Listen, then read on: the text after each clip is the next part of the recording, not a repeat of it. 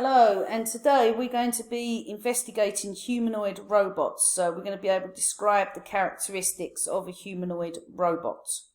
So what I want you to understand is the characteristics of a humanoid robot, identify the advantages and disadvantages of humanoid robots, and research and discuss your opinion on the future of humanoid robots.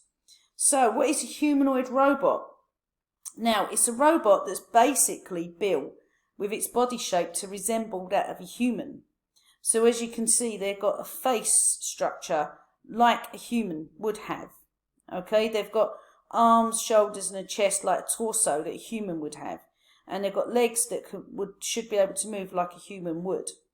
Okay, so they would be able to be relatable to the characteristics of a human and resemble the human body. So, did you know, this is a fun fact, and I found this actually on Forbes. One of the earliest forms of humanoid robots was created in 1495 by Leonardo da Vinci. So what he did was, he got an armour suit and he basically managed to get it to perform a lot of human functions such as sitting and standing and walking, and even moved as if it was a real human inside it. So I suppose he would have engineered that with various mechanical parts, like the first computer developed was a mechanical computer. Now, why are they being invented? Now, they're being invented because, to begin with, they was research purposes for prosthetics for humans. So as you know, humans can lose limbs like arms, hands, feet, legs, down to various reasons. Most common reason at the moment would be soldiers going to war. So what they did was, they developed, say, like a bionic arm, bionic legs, and so on. Now, humanoids are basically been created for several purposes that are not limited to research now. Okay, so it's not just for research purposes anymore. They're basically seeing how far they can take these. So modern day humanoids have been developed to carry out different human tasks and occupy different roles in the employment sector. Some roles they could occupy that are basically of a personal assistant, a receptionist, a front desk officer, and so on. So these roles are being taken place at the moment by robots. So what do? Now, they're built as professional service robots to mimic human motion and interaction. So now Pepper is a robot you see pictured here. Okay, basically has worked as a humanoid robot designed to work in shops and shopping malls, hospitals and doctors' offices. And they have the ability to have a conversation. Okay, now to find out more about Pepper and see how Pepper can interact with a human being, if you go onto the description of this video, you will find a link to a video where there is a person actually having a conversation with Pepper the robot.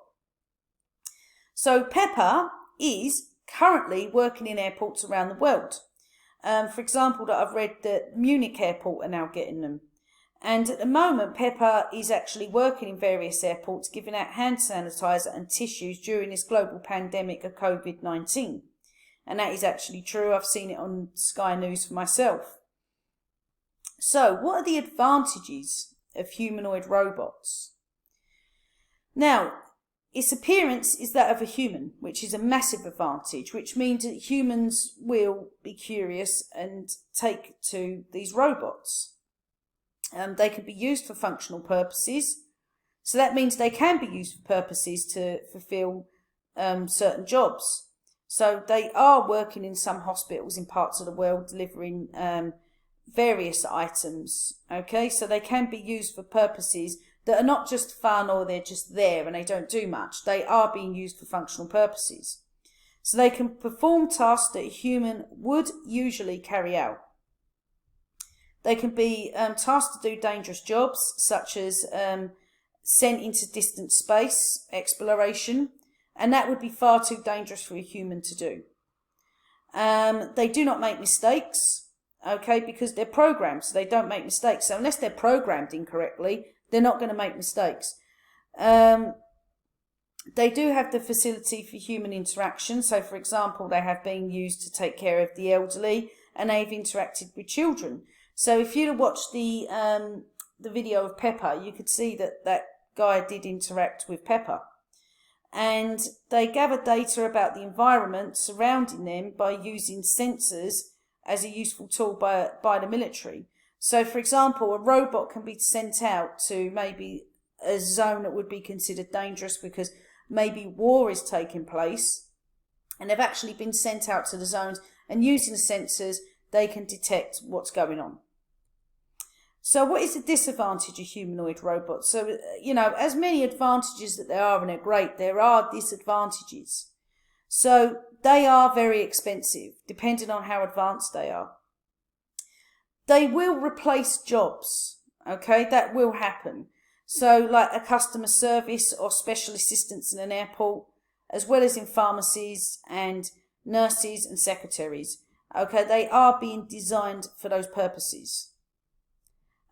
We will become dependent on robots doing the simplest tasks for us. So we'll become lazy. Maybe we'll become entitled as a race. Maybe we won't be very nice at all because we just got robots that are doing the simplest jobs for us. So if these robots are coming in to our airports and our pharmacies, why would they not come into our home? Okay, so why would we not have a robot in our home to do jobs for us? We've already got a robot vacuum cleaner to go around our apartments and clean for us, so we don't have to sweep the floors, we don't have to hoover the floors. We've got a robot to do that for us. Now, the digital divide basically is the difference between, say, the people that can afford digital devices and use digital devices and are educated to use digital devices to their advantage. And there are people that are not.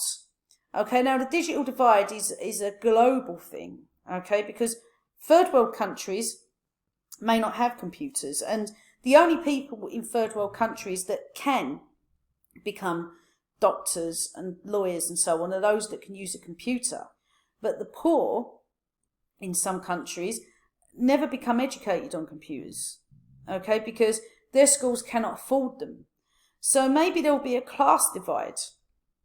Okay, so we live in Spain, we live on the Canary Islands, okay. Now, maybe people in Madrid would get these robots in their house, but maybe people in the Canary Islands won't, okay? So that could create a class divide where only rich families can afford robot assistants in their home and everybody else can't. Like, for example, some families can afford a Mercedes and some families cannot. Now, this is your task, ASIMO. Okay, so ASIMO is the world's most advanced humanoid robot. It was the first bipedal robot. What does that mean? Look that up. ASIMO is an acronym, okay? What does it stand for? Research and discuss what are ASIMO's abilities. What do you think, okay, if you take a look at, you know, do some research, watch some videos, what do you think is the future for humanoid robots? And what I'd like you to do is research as well and discuss another humanoid robot of your choice, such as Pepper. You can look further into Pepper, and there's also another one called Sophia. Okay, the very best of luck, and I would look forward to seeing your work. Don't forget to upload it as an assignment on Google Classrooms.